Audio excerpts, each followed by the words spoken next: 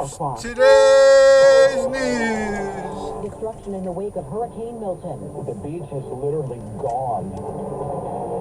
Israeli airstrikes in Beirut. Acrid smoke still hung over the smoldering rubble.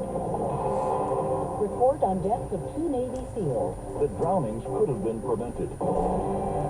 This is the CBS World News Roundup Late Edition. I'm Jennifer Piper. Cleanup is underway in Florida, where there are also power outages and fuel shortages after Hurricane Milton. CBS's Tom Hansen. An epic cleanup is underway in Florida along Hurricane Milton's path of destruction.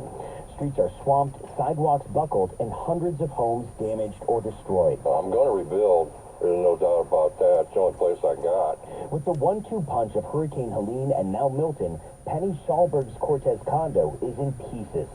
It's devastating. It's your life.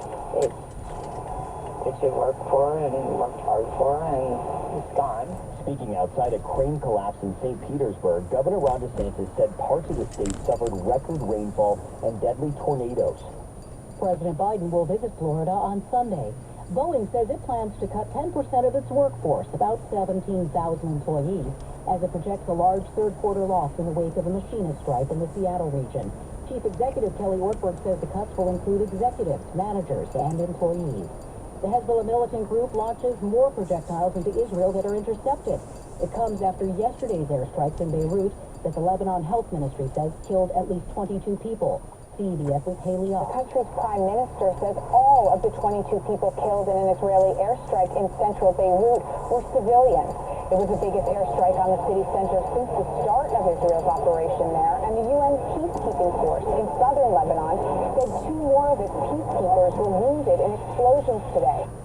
Gaza's civil defense agency says 30 people have been killed in Israeli strikes in Jabalia today, and in Israel there has been heightened security at synagogues for Yom Kippur. Immigration is the topic for former President Donald Trump while stumping in Aurora, Colorado, near Denver.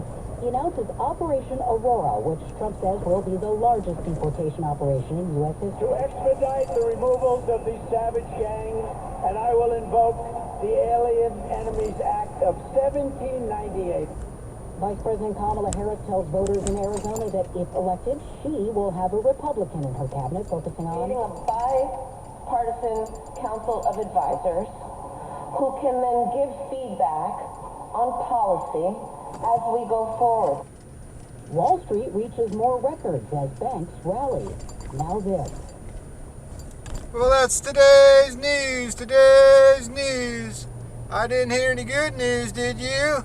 I didn't think so. I guess it's all about perspective. The glass is half full.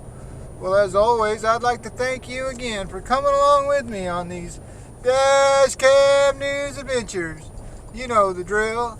Peace, love, and all that hippie jazz. Bye-bye, everybody.